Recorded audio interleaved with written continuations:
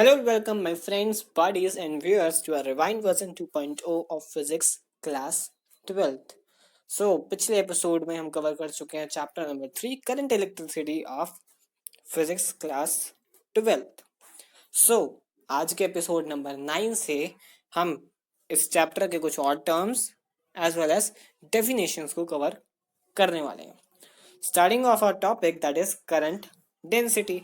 अब current density अगर नाम से हम देखें करंट की डेंसिटी, तो करंट एक यूनिट एरिया में कितने फ्लो कर रहा है, so that is a current density. एक यूनिट एरिया में अगर एक यूनिट एरिया को हम चूज कर लें तो उसमें कितना करंट फ्लो कर रहा है, that is known as current density. So current density को अगर हम डिनोट करते हैं तो डिनोट करते हैं जे से, and that J is equal to I upon A. अब आई को अगर हम लेकर चलें तो आई होगा हमारे पास with the concept of drift velocity, the electric current is equal to n e square a tau into e upon में m. That is the value of I current. और अगर J की वैल्यू हम रखें, मतलब J में इसकी value रखें, J की वैल्यू है I अपॉन ए, तो I की वैल्यू हम ये रख दें और अपॉन में A रख दें, तो that is equal to n square A tau E upon में M इंटू ए. जो ए हमारे पास पहले से फॉर्मूले में है, अब ए से ए हो जाएगा कैंसल, और जो करंट डेंसिटी बनेगी that is equal to n e square tau upon M into में ई. जो एन है वो फिर से हमारे पास इलेक्ट्रॉन्स की डेंसिटी हो जाएगी, ई जो है इलेक्ट्रॉन का चार्ज हो जाएगा, tau that is the relaxation time, E electric field and m is the mass of the electron. तो ये होगी हमारे पास करंट डेंसिटी. अब करंट डेंसिटी को अगर हम इलेक्ट्रिक फील्ड जो राइट हैंड साइड पर है उसको लेफ्ट हैंड साइड पर ले आते हैं तो J upon E that is equal to n e square tau upon m. ठीक है, अगर इसको हम रेसिप्रोकल करते हैं तो m upon n e square tau हो जाएगा, और ई अपॉन जे जो कि रॉ के इक्वल है. तो अगर सॉलिड मेटल की बात करें तो नंबर ऑफ इलेक्ट्रॉन्स अगर उसमें ज़्यादा होंगे सो उसमें रेजिस्टिविटी कम होगी, और नंबर ऑफ इलेक्ट्रॉन्स अगर कम होंगे तो उसमें रेजिस्टिविटी ज़्यादा होगी. हम ये भी लिख सकते हैं कि जे जो है वो सिग्मा ई है, जहाँ पर सिग्मा की वैल्यू है n e square tau upon m. और जो सिग्मा हम नई टर्म यूज़ कर रहे हैं, सिग्मा की को हम कहेंगे electrical conductivity of the medium.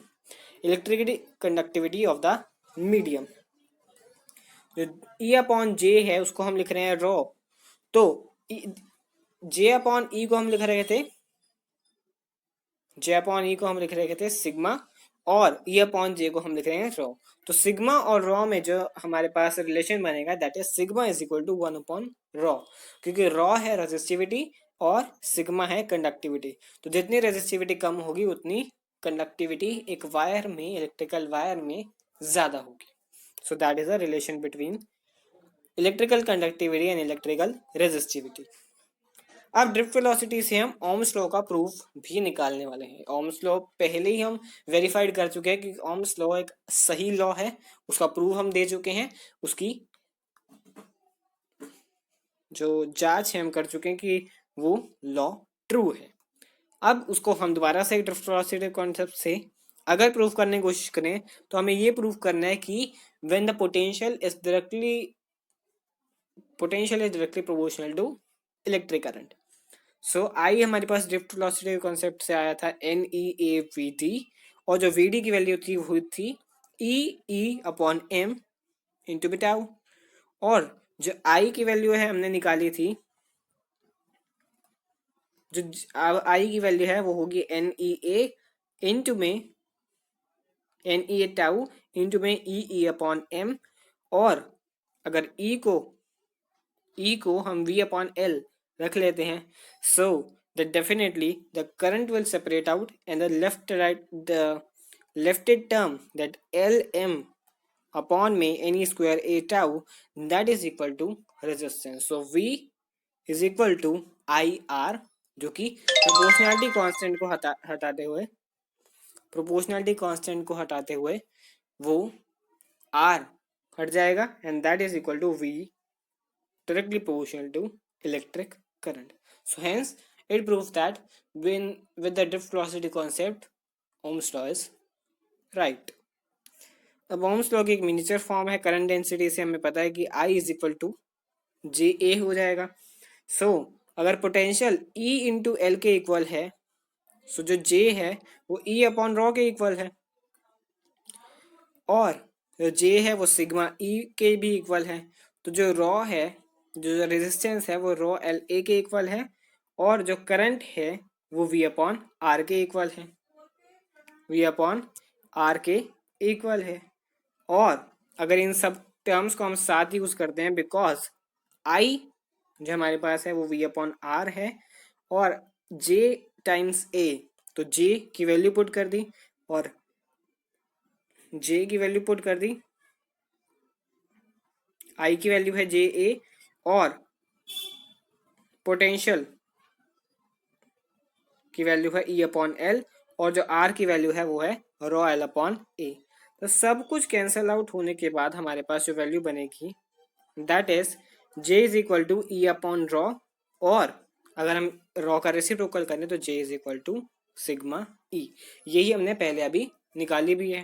So that is a miniature form of ohm's law. That is a miniature form of ohm's law. अब ओम्स लॉ की कुछ लिमिटेशन भी हैं. अगर टेम्परेचर वेरी करेगा तो मेटल हीट अप होगा और वो डिसकंटिन्यू कर देगा, मतलब वो छोड़ देगा ओम्स लॉ को फॉलो करना. ओम्स लॉ क्या कहता है, अगर फिजिकल कंडीशन नहीं चेंज होती, बट अगर फिजिकल कंडीशन चेंज हो, टेम्परेचर वेरी करता है, सो जो जो हमारे पास जिस चीज़ को हमने लिया है टेस्टिंग करने के लिए, वो unable to follow ohm's law को फॉलो करना वो बंद कर देगा. तो इस ग्राफ से हमें पता लग सकता है कि V अपॉन आई का जो ग्राफ था वो हमारा स्ट्रेट लाइन जा रहा था, but in between temperature change and they discontinue to follow ohm's law. और इनको हम कहेंगे नॉन ओमिक सब्सटेंस.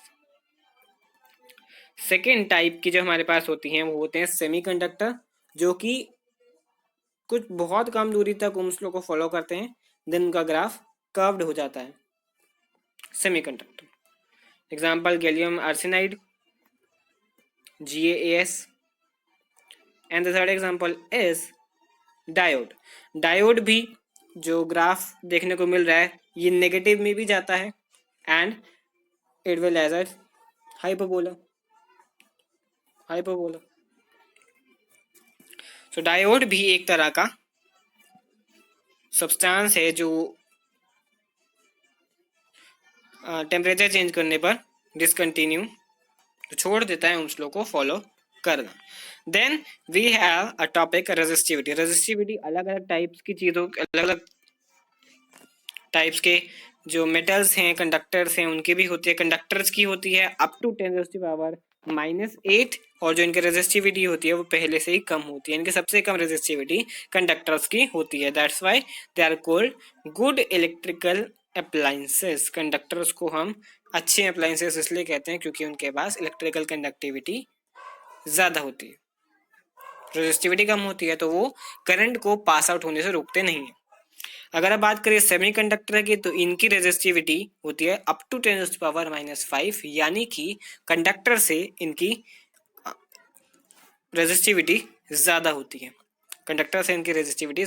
है. तो ये difficult to pass the current.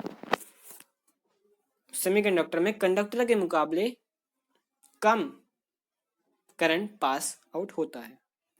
अब बात आती है इंसुलेटर की. ये तो काफ़ी ऊपर चले जाते हैं, 10⁵ में चले जाते हैं. तो सेमीकंडक्टर से इनकी जो रेजिस्टिविटी है वो काफ़ी ज़्यादा होती है, काफ़ी ज़्यादा, because insulator doesn't allow a single electric charge to pass from it. Glass rubber की तो बहुत ही ज़्यादा होती है, अप टू 10⁻16 तक की इनकी रेजिस्टिविटी होती है. सो ये तो बिल्कुल ही अलाउ नहीं करेंगे. जब इंसुलेटर ही नहीं अलाउ कर रहे तो ये तो बिल्कुल नहीं अलाउ करेंगे to pass out the current. अब जो टेम्परेचर डिपेंडेंस, रेजिस्टिविटी का टेम्परेचर डिपेंडेंस होता है, क्योंकि resistivity depends upon the temperature. So अगर रो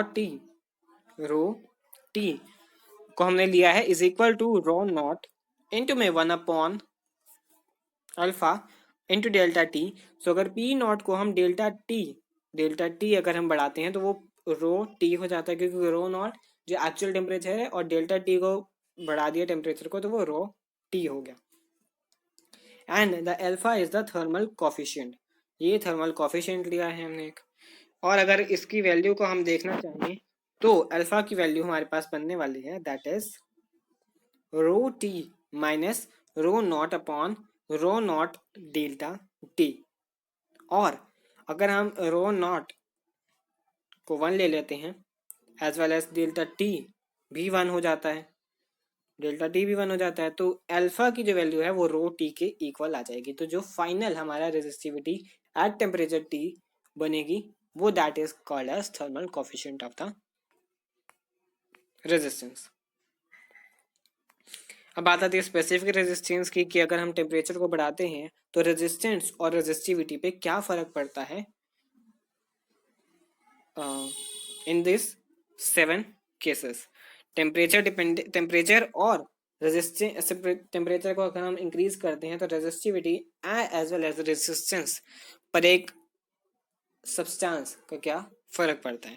सो नंबर 1 पर हमारे पास आता है मेटल के अगर टेम्परेचर को हम इंक्रीज करते हैं then resistance as well as resistivity will increase.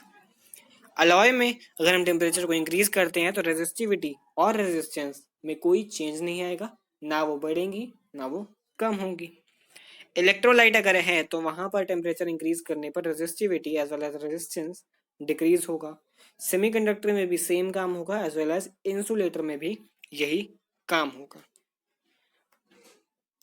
Thermistors में टेम्परेचर अगर हम जरा सा थोड़ा सा इंक्रीज करते हैं then resistance resistivity will decrease, कम इंक्रीज करने पर डिक्रीज होगा। Superconductor like Hg, mercury, Pb, lead अगर टेम्परेचर बढ़ाते नहीं भी हैं then it will be resistance and resistivity is equal to 0. So here's our next topic that is Kirchhoff's law. अभी किरचॉफ्स लॉ एक इम्पॉर्टेंट लॉ है और इसको कवर करना डेफिनेटली ज़रूरी है क्योंकि इसके ऊपर न्यूमेरिकल्स जो बनते हैं वो काफ़ी लेंदी होते हैं as well as marks scoring भी होने वाले हैं। तो किरचॉफ्स लॉ हमारे पास एक ऐसा टाइप का लॉ है जहां पर हम मल्टीपल सर्किट्स को एक साथ रखेंगे और वहां पर जो हमारे पास नेट रेजिस्टेंस या फिर पोटेंशियल है, पोटेंशियल डिफरेंस है, उसको हम निकालने वाले हैं। अब किरचॉफ्स लॉ को करने से पहले हमारे पास 3 बातें जानना जरूरी है that what is a junction, what is a branch and what is a loop. अब जो जंक्शन है जहां पर 3 या उससे ज्यादा कंडक्टर्स कनेक्टेड होते हैं उसको हम कहेंगे जंक्शन, जहां पर 3 या 3 से ज्यादा कंडक्टर्स कनेक्टेड होंगे as well as like AF and E, AFC, क्योंकि यहाँ पर कंडक्टर नंबर 1, 2 एंड 3 तीनों का जंक्शन यहाँ पर हो रहा है। ब्रांच वो कहेंगे जहां पर path of current from one junction to another. Branch यानी कि एक कंडक्टर से दूसरे कंडक्टर की तरफ जाती हुई जो पाथ होगा करंट का उसको हम कहेंगे ब्रांच। और लूप एक क्लोज पाथ ऑफ करंट होगा, जैसे कि एक रेक्टेंगुलर पाथ है उसको हम कहेंगे लूप, क्योंकि लूप का मतलब ही होता है एक क्लोज पाथ जो कहीं से ओपन ना हो। अब किरचॉफ्स के 2 लॉ हैं, दोनों हम कवर करेंगे। किरचॉफ्स का फर्स्ट लॉ है that is Kirchhoff's current law. Kirchhoff's current law, तो किरचॉफ्स करंट लॉ ये कहता है कि द सम, या इसको किरचॉफ जंक्शन लॉ भी कह सकते हैं, the sum of all current at a junction must be equal to 0। जो जंक्शन पर करंट की वैल्यू है वो 0 होगी, चाहे कितने भी कंडक्टर से करंट आ क्यों ना रहा। बेस्ड है कंजर्वेशन ऑफ चार्ज पर, ये बेस्ड है, मतलब चार्ज का कंजर्वेशन है, चार्ज कहीं भी कम नहीं हो रहा और कहीं भी इंक्रीमेंट नहीं हो रही चार्ज में। जंक्शन पर, जंक्शन से जैसे ही पार हो जाएगा जो चार्ज पहले से आ रहा था वो चार्ज बाद में भी उतना ही रहेगा। जैसे कि I1, I2 और I3 जा रहे हैं और ये एक जंक्शन पर मिले, और उसके बाद I4 और I5 जा रहे हैं। सो I1 plus I2 plus I3 जो तीनों ऐड हुए हैं वो इज इक्वल टू होंगे, यानी कि बिल्कुल सेम ही रहेंगे I4 और I5 के एडिशन में। इसका मतलब जो समेशन ऑफ चार्ज है वो जीरो है at a junction, at a junction, मतलब जंक्शन से कोई चार्ज ना ऐड हुआ ना डिलीट हुआ। Second law is Kirchhoff's voltage law, Kirchhoff's voltage law और किरचॉफ्स लूप रूल। सो यहां पर जो हमारे पास है, in closed loop the sum of potential difference across the elements as zero.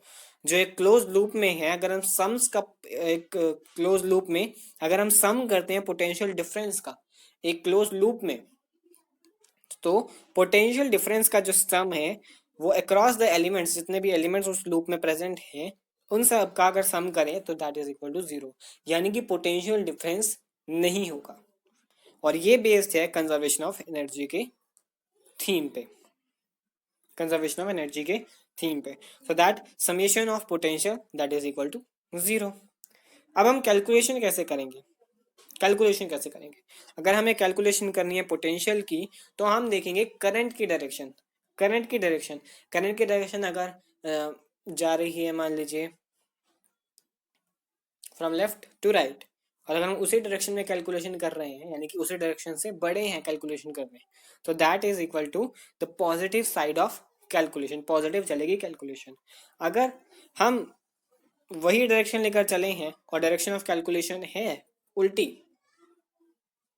Current की डायरेक्शन सेम है या करंट की डायरेक्शन डिफर है, हमारी कैलकुलेशन की डायरेक्शन सही सीधी है, तो देन द पोटेंशियल की जो वैल्यू है वो माइनस में चलने वाली है, and then minus is equal to minus I R, minus I R. और अगर डायरेक्शन ऑफ कैलकुलेशन हम कर रहे हैं और आ जाती है कोई बैटरी, बैटरी आ जाती है रेजिस्टेंस और कैलकुलेशन में, तो हम ये पोटेंशियल कैलकुलेशन में तो हम आई और आर को लेकर चलते हैं, लेकिन अगर पोटेंशियल को करने लगे तो पोटेंशियल किस में लेंगे हम? तो पोटेंशियल में भी डायरेक्शन ऑफ कैलकुलेशन मैटर करेगी, बट डायरेक्शन ऑफ कैलकुलेशन के साथ मैटर वो करेगा कि बैटरी का कौन सा टर्मिनल पहले आने वाला है। अगर पॉजिटिव टर्मिनल पहले आने वाला है तो पोटेंशियल पॉजिटिव होगा, अगर नेगेटिव टर्मिनल पहले बढ़ रहा है डायरेक्शन ऑफ कैलकुलेशन से, अगर हम जिस साइड से जा रहे हैं उस साइड में हमें देखना है, नेगेटिव वैल्यू पड़ रहा है तो नेगेटिव वाली पोटेंशियल मानी जाएगी। So there's a topic that electromotive force, electromotive force। अब जो इलेक्ट्रोमोटिव फोर्स है ईएमएफ से इसको हम नोट करते हैं, इलेक्ट्रोमोटिव फोर्स होता है, अब वर्क डन जितना होगा on unit by a source, एक सोर्स से अगर हम वर्क डन करवाते हैं, यूनिट पॉजिटिव चार्ज को लोअर पोटेंशियल से हायर पोटेंशियल पर ले जाने का काम जितना भी उस टाइम में वर्क डन होता है, that is equal to electromotive force, electromotive force. इसको थोड़ा स्टाइल, सो इसको हम थोड़ा स्टाइलिश ई से डिनोट करते हैं, that E is equal to W upon Q, that is work done upon में चार्ज। सो ये हमारा इलेक्ट्रोमोटिव फोर्स हो जाएगा। और इसी के साथ ही इस वीडियो का भी, इस एपिसोड का भी एंडिंग यहीं पर हो जाएगा। So I hope you all will understand the topics covered in this video and peacefully and joyfully following the Divine Version 2.0 of PCM Class 12 and enjoying this schedule. So that's summarization of this video. Bye bye and have a nice day.